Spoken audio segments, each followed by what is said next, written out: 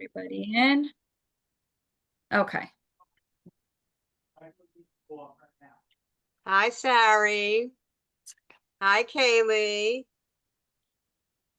Hi, Mike. I don't know if I know everybody. Oh my God, Justin. Hi.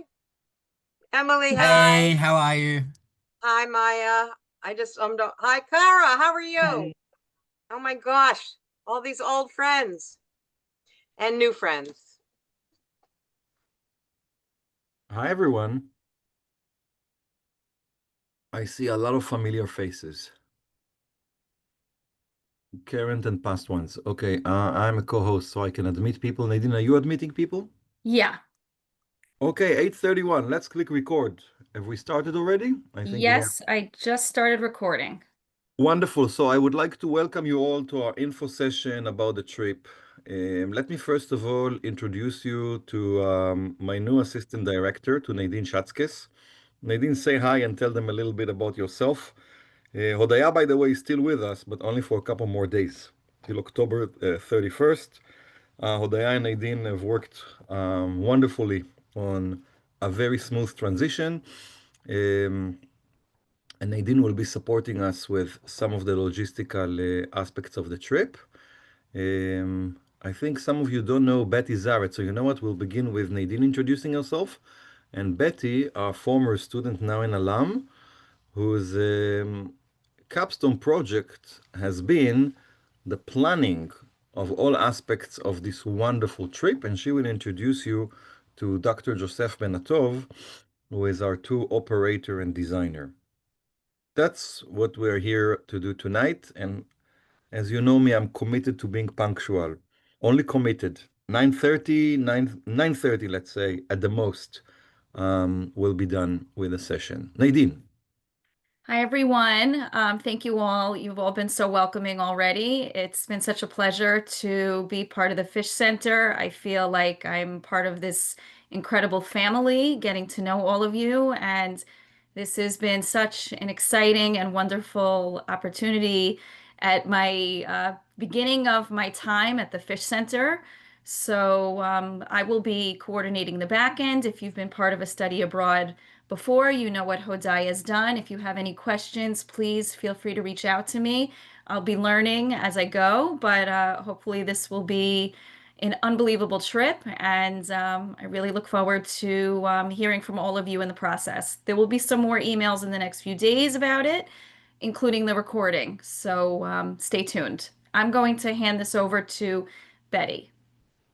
Hey, everybody. First of all, wishing you a Shana Tova. I hope it's not too late to wish you all a happy, healthy, and hopefully peaceful new year. And looking forward to meeting all of those of you whom I haven't yet met. And I can't wait to give you all a hug, those who I do know already. And I'm just really excited. I want to just give a 2-minute, if I can, overview of how I even got into this sort of part of the world. I have a dear friend whose name is Dr. Anna Cohen, who is a second generation Holocaust survivor, whose parents were Greek, but had from Yanina in which she's a Romagnot Jew, which I had never heard of before, and her parents escaped to Albania, and her parents during the Holocaust were rescued by a Muslim family, and they survived. And Anna was born, and she grew up in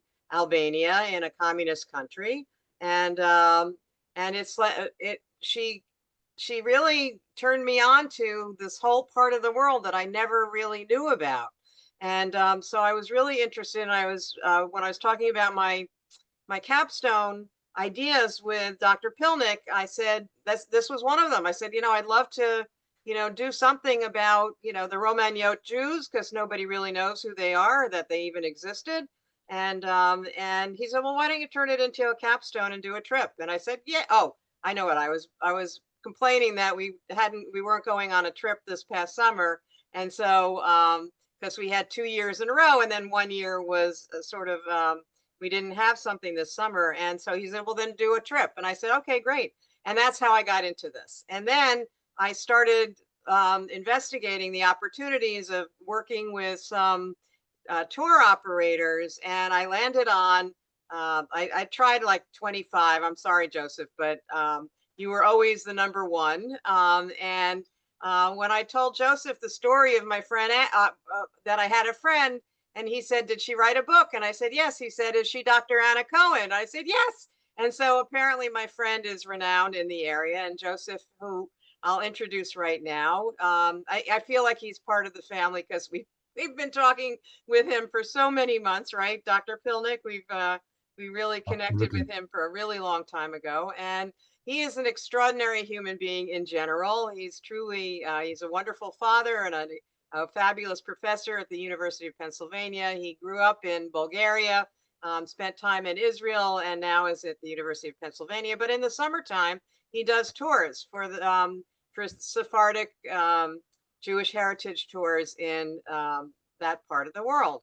And just as parenthetically, I have a friend who has been on two of his tours, and just as a coinky dinky, my sister is going on a tour with him next summer. So it's like it was meant to be. It's beshert. And so with that, I'm going to turn this over to Joseph, Dr. Benetoff, and I'll finish telling you a little bit more about the trip, but I want to thank you all for taking the time out of your Monday evening to, or in some cases, Tuesday morning or Tuesday middle of the morning, to speak with us and to learn more about the trip, which is going to be totally awesome and out of sight. So I'll turn it over to Dr. Benetoff. Thank you, Betty. Hi, everyone. Good evening. Happy to see bright and smiling faces, and I hope to meet some of you, most of you in person at some point in the near future.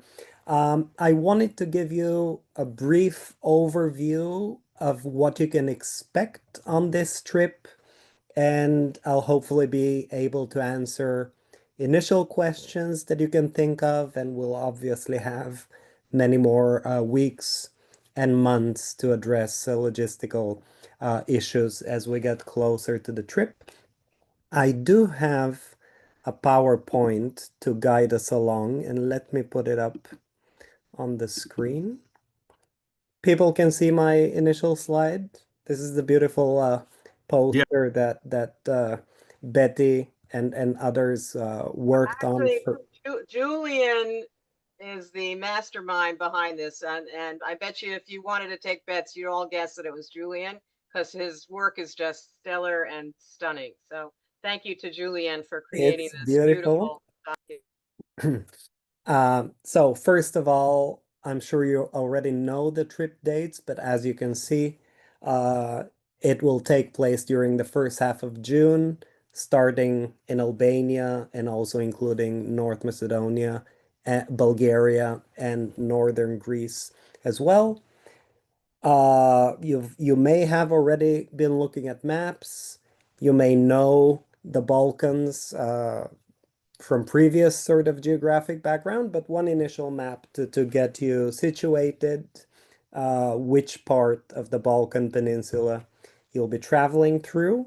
A similar map, but a little bit more colorful. Now, of course, you heard from Betty that Bulgaria happens to be one of the countries that's on the trip and my home country. So I'm particularly excited that not only will you be visiting Bulgaria as well, but that Shabbat on this trip will take place in Bulgaria's capital, in Sofia. You will hopefully have a memorable and really spiritual experience. Now, in terms of the route that you'll be following, here is a rough idea of how you'll be traveling, and please ignore the rectangle that tells you how long it would take to do it in a day.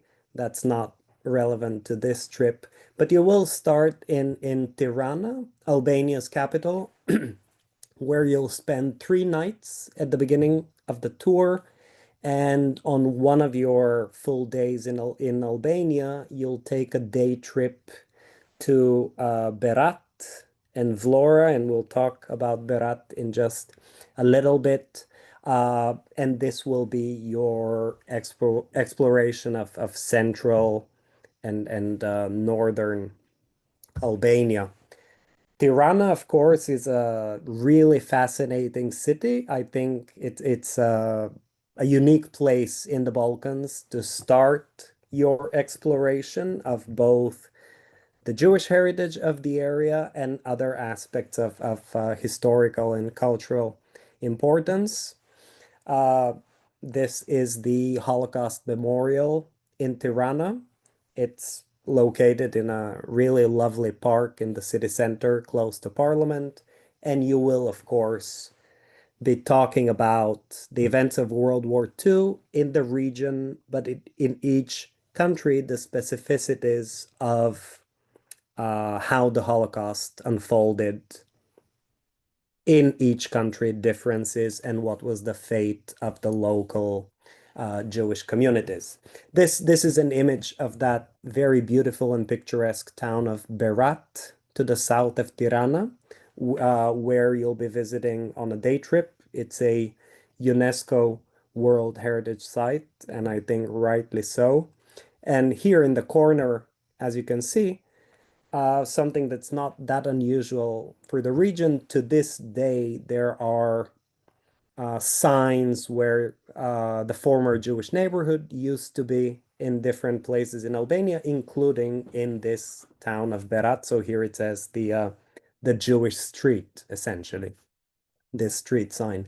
And in Berat, there is also a unique lovely little Jewish museum, which is a labor of love of one particular individual from the town of Berat who was fascinated by the history of the Jews of Albania and specifically the Jews of his hometown. You will learn much more about the Solomoni family who established the museum, and you'll visit that museum. Now, in Albania, one of the unique, something that Betty mentioned in her introduction, if we talk about the events of World War II in Albania, uh, a truly amazing series of events unfolded in Albania that really resulted in the protection not only of the entire Jewish population of Albania, but also of an additional uh, 2 to 3 thousand foreign Jews who arrived in Albania and were hid and protected by local Muslim and Christian families. And those local Albanian families, as they opened their homes and hid um, those Jewish refugees from nearby countries, they were guided by the famous Albanian code of honor known as Besa, something that you may be familiar with. You will be learning in depth about the sort of the ideology and the tradition of that Albanian honor code of Besa. This is an American photographer who was fascinated by these events and traveled through Albania and photographed the descendants of those family members who were still alive when he visited, and then the next generation as well, publishing an interesting photo album, and then a documentary was also produced.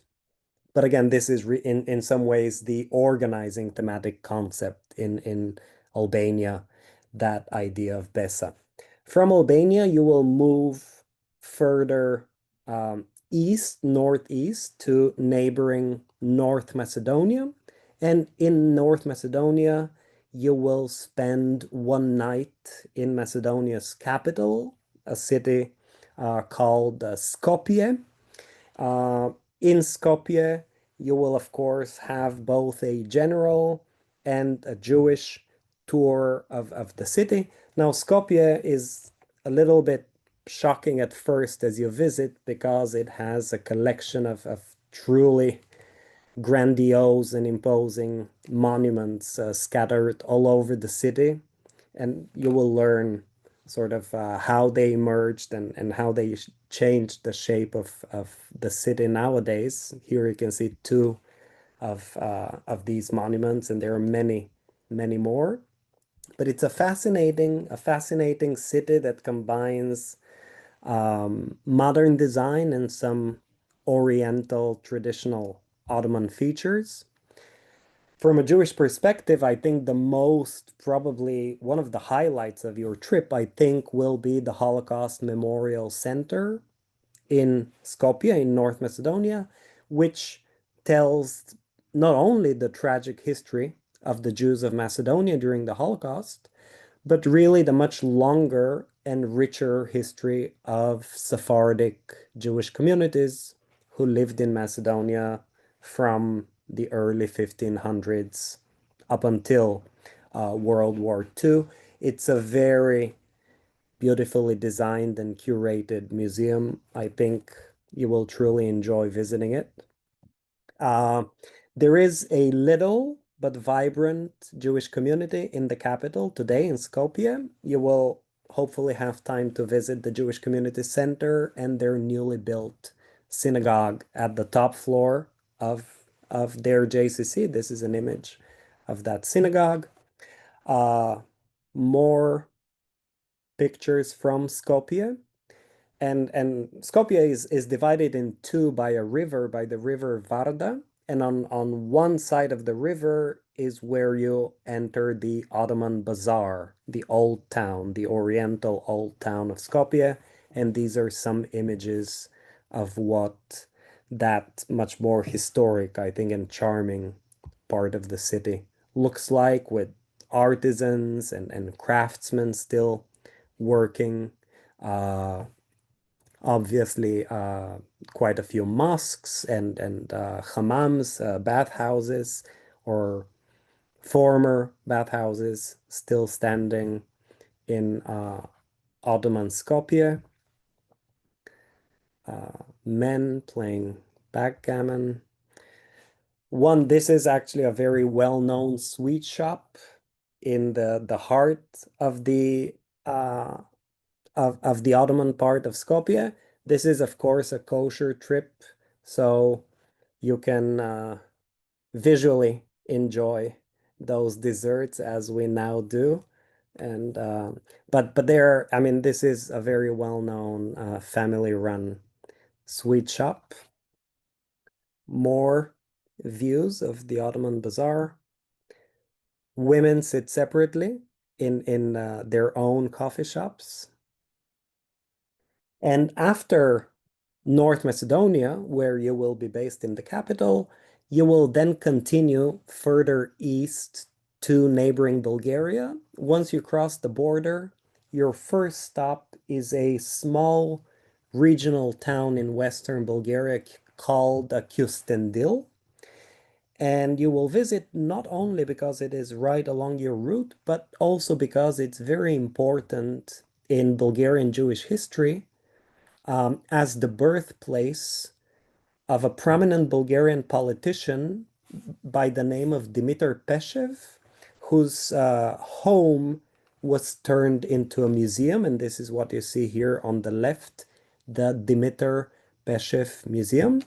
Dimitar Peshev was probably the most instrumental single individual who, during World War II, was able to reverse and block government measures meant to deport Bulgaria's Jewish community. And due to his intervention, these deportations were stopped and canceled at the last minute.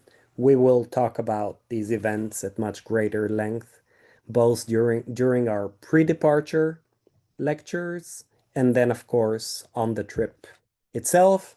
Here is a photograph of that Bulgarian politician, Dimitar Peshev.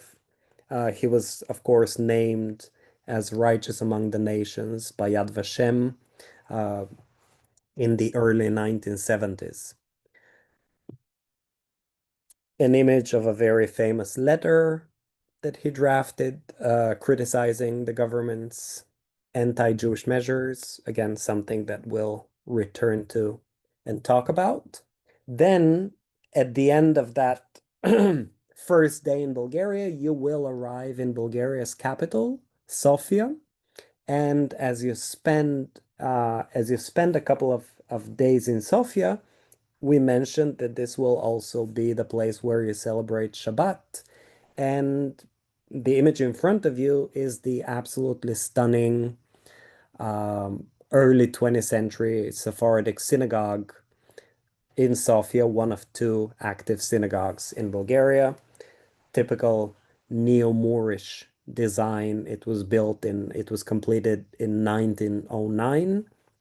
So hopefully this will be a memorable experience, both visiting the synagogue during the day as part of your Jewish city tour, but also returning for Shabbat services as well.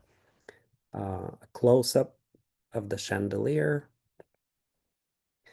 The Jewish community in Bulgaria is not particularly religious today. You will see most of the community gathered at the synagogue, mostly on the high holidays and on Hanukkah as well. This is, uh, and you know, a shot of the community gathered during Hanukkah.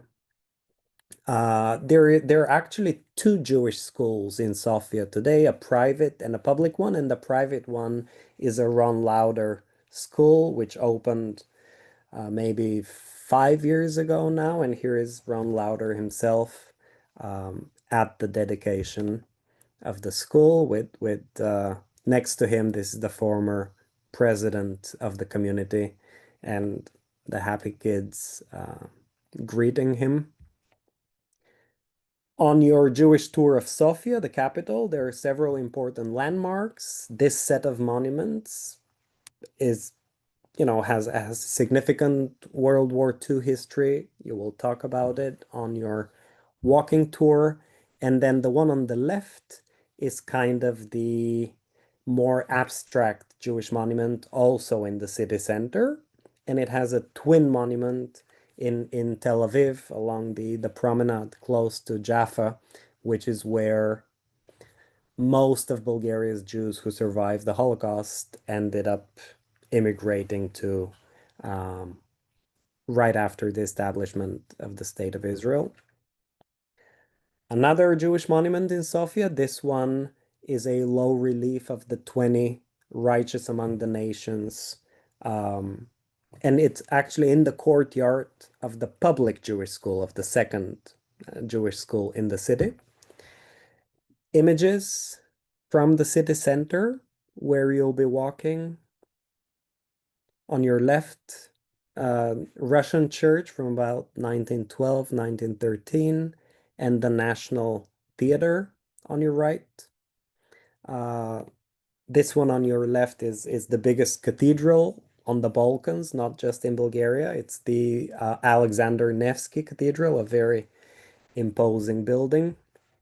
And as Betsy mentioned, during your tour, you will be talking about different types of Jewish communities. Of course, the majority of the Jewish population in this part of the Balkans is Sephardic, but there were much older communities dating back all the way to the Roman Empire. And these are the Romaniot Jews. And what you see in front of you on your left, this is the earliest discovered archaeological find from present-day Bulgarian lands, attesting to the presence of a Romaniot community just on the southern banks of the Danube. These are the ruins where it was discovered. More Romaniot communities existed. This is from the 4th century. The remains of a synagogue in the second largest city in Bulgaria today, Plovdiv, with a well-preserved mosaic floor, as you can see.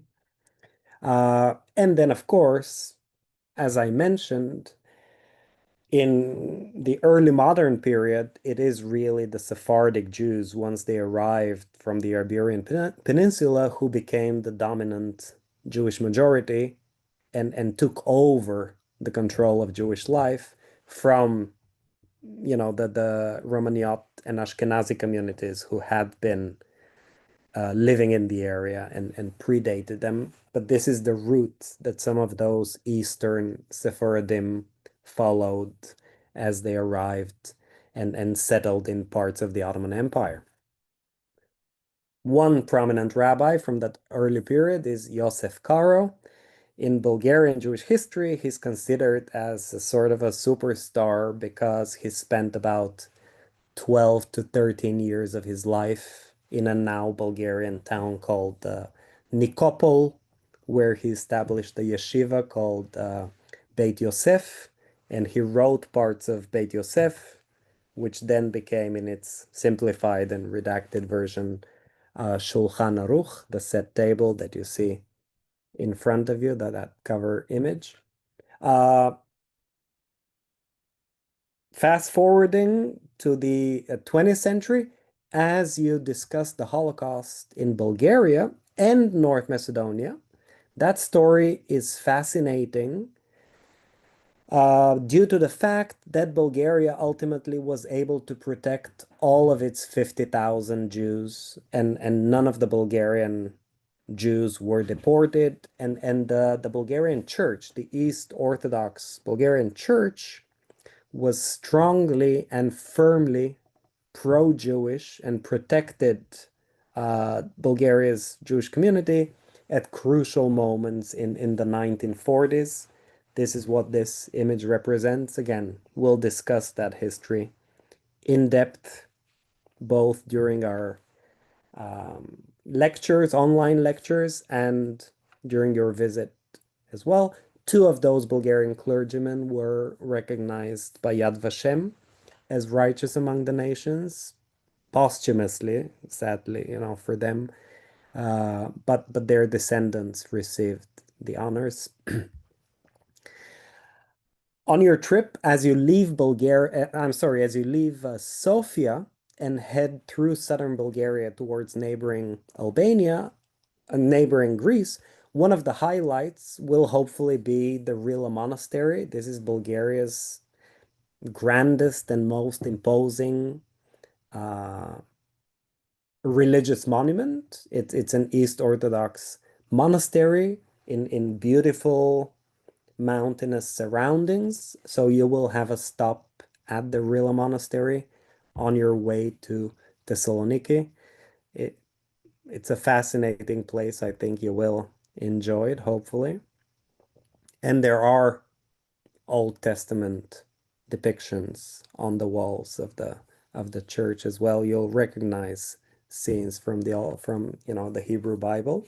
Once you arrive to Thessaloniki, you will spend your last couple of nights of the trip in what was known as the Jerusalem of the Balkans, one of the biggest Sephardic metropolitan centers in the Balkans, and to this day, Thessaloniki, or Salonika as it was called by the local Jews, is an absolutely fascinating city. You will discuss at length, for example, that interesting and kind of notorious moment in 17th century Jewish history when the false messiah of Shabtai Tzvi emerged and had a truly sort of charismatic. He kind of cast a charismatic spell over the Jews, not only of Salonika, but really of quite a few neighboring communities in the Ottoman Empire and beyond. But Salonika was one of the main hubs of kind of uh, the Sabbatian movement.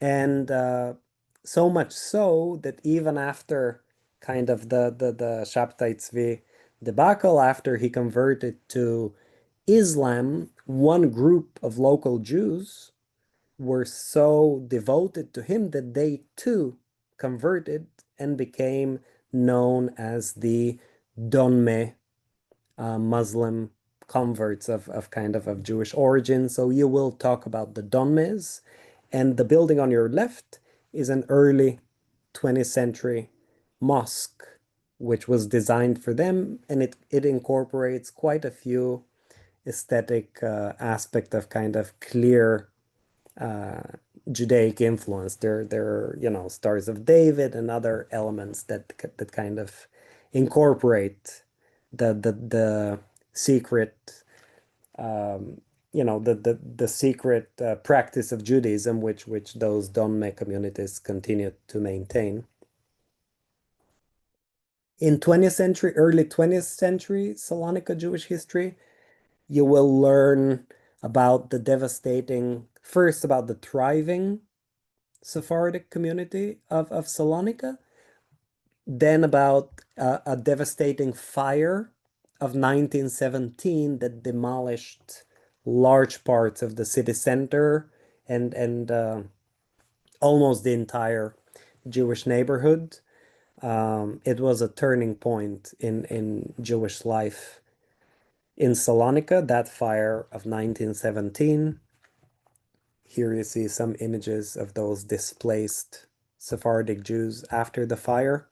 But it was for centuries, Salonika was a majority Jewish city. The population was predominantly Jewish. Many people spoke Judeo-Spanish or Ladino, even if they were not Jewish, because this was sort of the language of trade and the lingua franca for many in the city.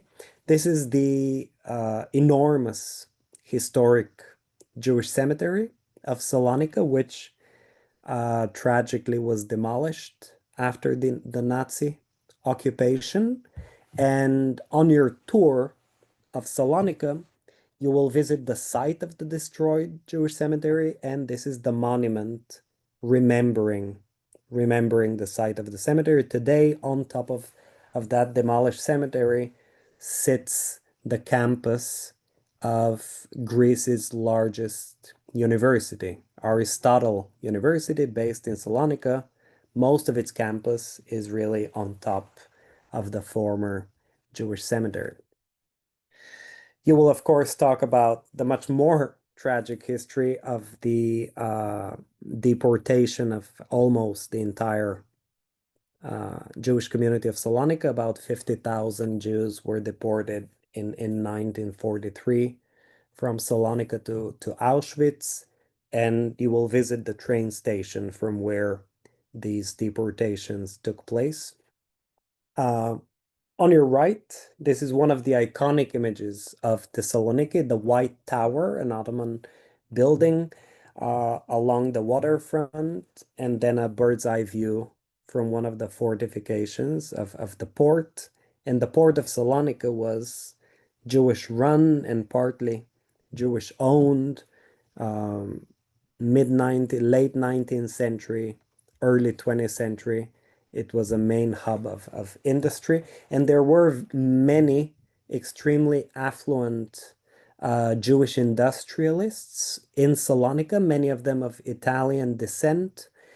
One section of the city, outside of the city center, still has a number of very beautiful and ornately decorated villas owned by those Jewish industrialists, and this will be part of your tour of Salonika. This is the Holocaust Memorial. If any of you have been to Belgrade, there is a very similar one done by the same artist. Um, there is one historic synagogue that stands in Salonika from before World War II, and you see the entrance. It's from 1927, and it was actually established by a family from neighboring North Macedonia, where you will have been. Members of the community will meet with you in all, I mean, in North Macedonia, in Bulgaria, in Thessaloniki as well. In Thessaloniki, one family in the community usually welcomes our groups. It's the Matalon family, and you will hopefully get to meet them and interact with them. There is a second active synagogue at the community center. That's the image on your right. You will visit there as well. And this is a modern day view of the city center. Aristotle Square, you see how the city was redesigned after that devastating fire of 1917. The Modiano Market, a Jewish-owned market, and this is its facade after it was recently renovated. Sol Modiano was one of the richest merchants in town, a Jewish family of Italian descent, and one of the buildings that he owned Sol Modiano with his name here on the left. And I think this is probably my last image, Thessaloniki by night, and you will be based in the very city center, not far from where the White Tower is located and not far from this promenade. All right, yeah, that was the last image. I'll stop here. I hope this didn't take too long, and No, I'm this happy was to great. answer any questions. Thank you. This was great. Thank you. Thank you. Very exciting, very exciting. Thank you so much, Joseph. And I think that everybody's pretty excited about seeing all of these this history up front and personal. The thing that amazes me, quite frankly, and I clearly don't know just a speck of knowledge about the region, is that um, most of us who study the Holocaust really don't study in any great depth this part of the world, and yet, remarkably, the Greece had the largest percentage of Jews who were murdered during the Holocaust. And I know that different resources give you different statistics, but there over 90% of Jews were murdered from Greece, and then every country that we're going to go visit had a different history with the Jews, and we're going to learn about the Jews before, during, and after the Holocaust. And each culture is very, very different. But in Macedonia, they were absolutely um, decimated. In Albania, you saw that there were more Jews at the end of World War II in Albania than at the beginning. And Bulgaria had, although they were able to save their own, they actually, because they were allies with the Nazis, were actually, and Joseph, correct me if I'm wrong, they actually turned over a lot of the immigrants that went into Bulgaria to the Nazis. So they were not spared, but the Bulgarian Jews were. And Greece, of course, is very different from very different places. We're going to the very, almost the center of the Sephardic Jewish culture in Saloniki, but just for everybody, if you're interested, and this is not part of the tour, and it's not part of the Yeshiva University program, but I personally am going to extend my trip to go to Yanina, which is southwest of Thessaloniki, and then down through to Corfu, where I'm going to spend a couple of glorious days on Corfu, which is a very it's an interesting Jewish culture and history. And then I'm going to take a boat, a very short ferry ride to South Albania, where, quite frankly, whereas several years ago, I guess a lot of Europeans um, um, went to countries in former Yugoslavia for their holidays, they're now all going to Albania. So it's really a magnificent country with a lot of history, wonderful people, and a culture that I don't know anything about, and I think it's really going to be pretty exciting. So those of you who want to extend your stay, I can personally give you details, but it really has nothing to do with the yeshiva program. But if you'll allow me, how many people have been to this part of the world before? Not Janet. I know, Janet, you recently went to Northern Macedonia, right? So that museum that you saw was in part um, I guess developed by Michael Berenbaum, if I'm not mistaken, right? Right, It's Dr. Pilnick? absolutely And so, phenomenal. yeah, yeah. So I think I'm hoping that we all get, all of us on this call will get an opportunity to really experience this part of the world, which is pretty unique for all of us, I think, for most of us, I should say. What I'm going to do, if there are there any questions at this point, because I'm going to take us through a brochure that we put together that should be able to answer many and all of your questions, hopefully. And and let me see if I can do that. But please Betty, don't. can I make a quick comment? Sure. Very quick, if geared mainly towards those of you who have never taken one of our study abroads. This is going to be the third one of the Fish Center. The study abroad trip for the matriculating students is a 3 credit course.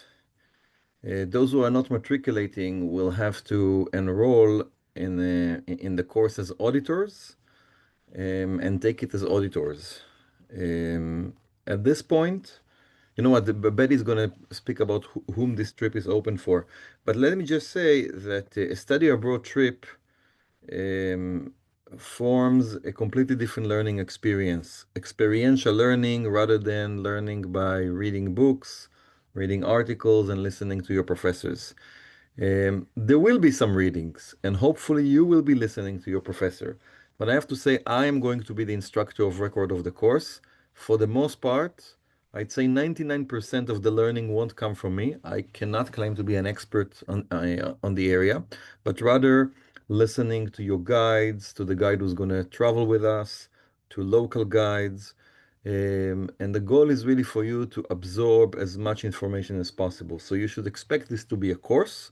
You should expect the readings to be more on the linear side. And you should also expect some unusual activities that are factored into your grade rather than the standard, midterms, final exams, etc. I cannot sing the praises enough of you as a group, but also of the study abroad as a great form of learning. How many times I read books about Auschwitz and articles, but only when you visit the site and you walk the grounds of the former camp, then you realize the dimensions. You get to hear so much. You get to also have all your senses interact, become a part of the learning process. And it's so important. Um, that's as far as the educational value as an overview. Back to you, Betty. Thanks, Shai. And I can also say that those of us who have been on one or both trips are really we're like brothers and sisters now. We're really part of a family. We care about each other. We support each other. We look forward to seeing each other, and we learn from each other. And there's a dynamic that I think is extraordinary and has added, and I'll speak personally, it's added so much value to my life. And I couldn't be more grateful. So I think there's a beautiful thing that happens when we go on these trips together.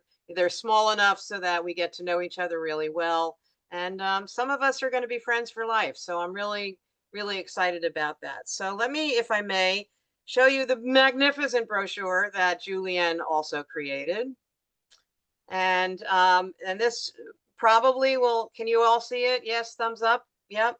Okay, so this is just the cover note, which you see it's a 3-credit course. It's primarily to look at the Sephardic Jewish life and traditions, but those of you who are going to go on the extended trip with me will learn a little bit more about the Romagnot, because they're a very unique, from Byzantine time, they're the oldest Jews that existed, and yet most of them were murdered during the Holocaust. And those who, they had a separate language from the Sephardic, they had a separate language from the Ashkenazi um, Jews, and separate traditions. So really interesting. But we're going to mostly be observing the Sephardic Jewish life and traditions in this part of the world.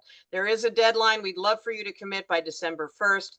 Part of that is because this is we're going in June because it's not quite as hot as it is in July and August. And it's not quite it's still very expensive. It's a very sort of hot place to visit these days, but mostly the dollar is not as strong as it had been even a year ago. And so it seems to be a little bit more expensive, but we are obliged to commit to the hotels earlier than we would hope. And so that's why we need you to commit to us on December 1st to let us know that your intention to apply. The summer tuition and auditing fees, flight of your choice, and the $4,625 study abroad cost. So what does that mean?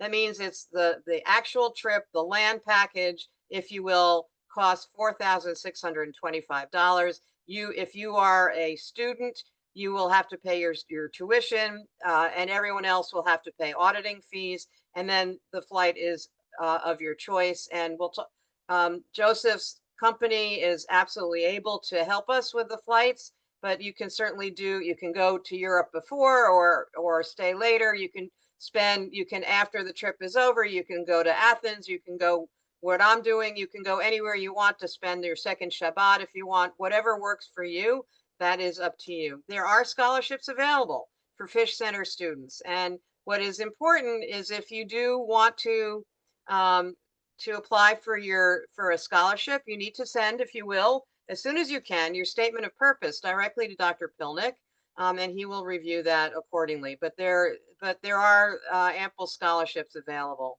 So who can attend? Students, alumni, our spouses, our significant others, and family members are welcome to join.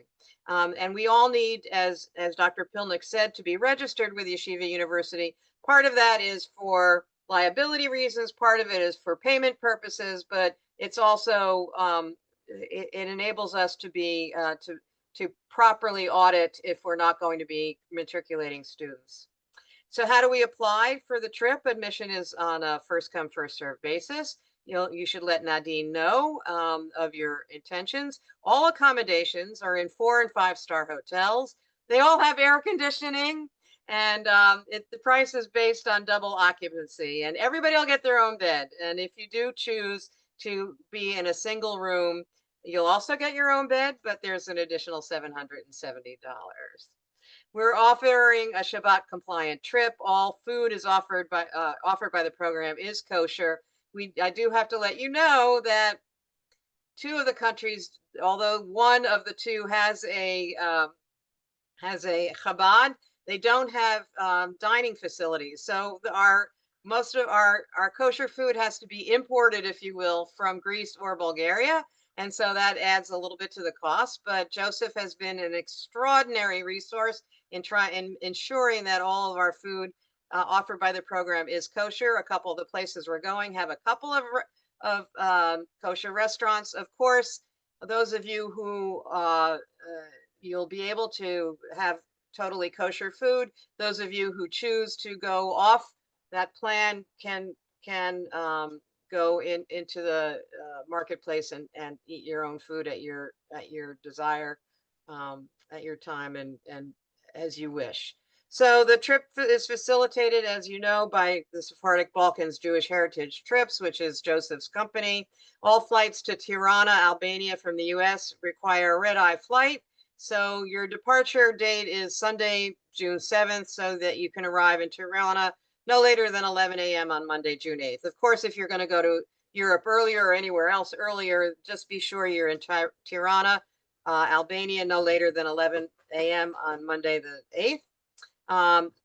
Sephardic Balkan Jewish Heritage Trips can offer travel and also supplemental insurance services. You will get insurance with the part of the trip that is part of yeshiva through their insurance program, but we highly recommend that you get additional supplemental insurance services through Joseph's company or whatever other company you would like. There are no visa requirements for citizens of the US, Canada, and Europe or Israel. And I know that Justin just had to go and teach, so I don't know about Australia, or I don't know about Chile or some of the other places that some of our students or alumni are from, but I guess we can find that out for you. And then the payment for the trip will be through the portal in Inside Track, and as you know, that is part of the yeshiva program. So here is the itinerary. I'm not going to go through the itinerary that Joseph went through, but be advised that there is pre-work before the trip. We're going to have only 2 Zooms, probably about 4 hours each, because we want it to be as sort of, I don't want to say, we want it to be as convenient for you, and we want to sort of do as much as we can in one shot and or two. Joseph is going to be doing the first half of each of the 2 Zooms, and then we're going to have a separate or a different professor speaking about different topics for those 2 Zooms. We are going to share, and as Dr. Pilnick said, it's light. We're going to share articles and books that we recommended in advance of the trip. You can tell by what Joseph was sharing with you that there are so many as is true for all aspects of the Holocaust, there are facets and multi-facets and um, nooks and crannies that we don't know anything about. And so it may help us if we do study up a little bit before we go, but there's no better learning experience than living it as we go. But I don't know. I'm not one to necessarily read guidebooks in advance, but those of you who choose to, I think you probably get more out of a trip than I do. So here's the trip. I don't think I need to go through this, but it starts on June 8th. It ends on June 16th in Thessaloniki International Airport in Greece. And then you can see this little detail here about the 3-night trip extension that's not associated with Yeshiva University that I'm going to be taking. And Yanina is where, as I said, the Roman Jews are one of the cities where they primarily lived before the war. But while I forgot to tell you that when we're in Albania and that day trip that Joseph talked about to Berat and Vlora, Vlora is where my friend Anna Cohen is from. And Anna was able to actually institute courses of anti-Semitism throughout all of the schools system in Albania, which is really extraordinary. And they've named a street in Vlora after her. And I think it's going to be pretty exciting. And they're building a Jewish museum in Vlora as well. So I just wanted to mention that. So we talked a little bit about this. This gives you, and you'll see, I'm going to send this brochure to you. So it just gives you a little bit more about the rich heritage and history that we're going to be exposed to. It's very complex and multifaceted, as I mentioned. But the Jewish heritage there is deeply rooted, and the history is exquisite. And also it's part of the world that had influences from all different cultures. So it's really kind of interesting, and I think it's going to be an extraordinary learning experience. Of course, if you have any questions, don't hesitate to contact Dr. Pilnick or myself or Nadine. We'll absolutely try to answer all of your questions and comments and concerns. And I think that's it for the brochure. Thank you. Thank you, Betty. Fabulous job. Thanks. Nadine, could you send the brochure to all students tomorrow? And Betty, I don't know if you can drop it in the chat. Got a couple of questions. So this is the time for Q&A. U.S. citizens, Joseph, is that correct? Do not need passport, do not need visas That is for. correct. They do Right. not. That's correct. Okay. One more question is yes, you're welcome to bring spouses and family, but please use discretion. If you have kids who are young, um, that may not be a good idea. I'm thinking about my own kids. Um, if they are mature enough, if you believe that they can follow the group and be a part of the trip, it's definitely a possibility. But priority is given to the MA students. The top priority is given to current MA students who have never been on a trip before. We are actually intending to have a large group. So I understand that you are all in an info session. This does not express commitment on your end, but hopefully most of you will decide to join us. I know that there's quite a few people who asked me to and asked Betty to record the meeting because they could not attend the session today. If you want your, let's say, spouse or child, parent to join you, they have to audit the class and they have to pay for the fees. But if that's a problem, I'm happy to discuss it with each of you when applies separately. Because we are a university, we have to have everyone participate in the trip, either as a matriculating student or as an auditor. Okay, questions, Janet. Joseph, I believe I just did a similar trip, and I believe one of the requirements was the passports could not expire within 6 months. So you may want to just check on that. It's normally 3 months.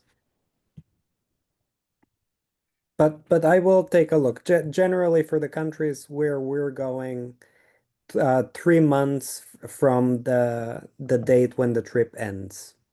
And Janet, that is in the brochure. It's specified. But what, tell us, I mean, what do you think of the trip? I mean, do you recommend it to all of us? It was absolutely incredible. And you're right, the history of the Romania Jews, the whole area was incredible. And we met so many fascinating people who were excited to see us during the trip. I was sending stuff to the Fish Center, even though I wasn't really active yet as a student, but it's really quite an experience and very unique from European history, European Holocaust history. Okay, questions. We don't have a lot. I mean, we don't have a lot of time, and I promised you to that we'll be done at 9:30. Depending on your questions, we can stick around for a few more. For a few What more. what David is asking in the chat, I see Betty answered. Corfu is part of that extension that is not organized by Yeshiva. So those of you who decide to join Betty on the unaffiliated extension, Corfu will be your base for 3 nights. But Joseph is organizing it for us, so we know it's Yeah. going to be good. Yeah, and let me just note that when you will come on a trip with us, we'll have to ask you to sign a release form. There's some red tape. We'll be in touch with you about the specific red tape later. This separation between the extension and the trip is important for me because you have to realize when you go to Corfu, you will work with Betty. She will connect you with Joseph Benatov. This is not a part of the trip, and I don't think I'm going to be there. And Yeshiva University is not responsible for anything happening once the official trip is over. Any questions?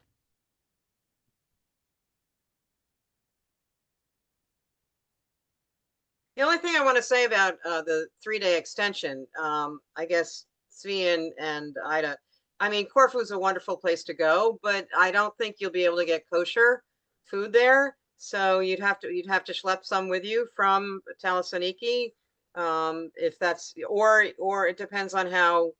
But I mean, it all depends on what your predilection is. But it's not going to be an easy kashrut kind of trip. Yes, and as far as kashrut is concerned, we worked with Joseph for the Yeshiva University trip to observe the rules of kashrut. Maybe Joseph can speak to that. I will also only say, based on my experience before, is that this is going to be a mixed group. Jews, Christians, um, Jews who observe kashrut, who keep kosher, Jews who keep kosher not so strictly, those who don't. And we're not there to police anyone. We're there to make sure that the kosher food is going to be available to all of you, which means that if you um, don't want to show up for a lunch or a dinner, or don't want to eat the boxed lunch, but you would rather want to go to a restaurant, um, it's your call, and it's also at your expense. It's going to be an expense separate from the trip. Speaking of scholarships, if I may, yes, you can send me a statement of purpose. I will collect them. A few sentences. We're not going into the financial records of any of you, don't worry. But, and we're very limited. Betty has actually done a fantastic job together with me, not only well, I didn't do much planning the trip. I'm giving all the credits to Betty, but Betty was also instrumental in fundraising for scholarships for the trip. And it's really our intention to help you as much as we can. And again, the top priority is financial support for those who have never collected a scholarship before, and financial support for especially for current students. But I encourage all of you to apply, and it's first come, first served. We have a couple of deadlines coming up, but within the next, I would say, couple of months, for sure, within the next 60 days, I will be.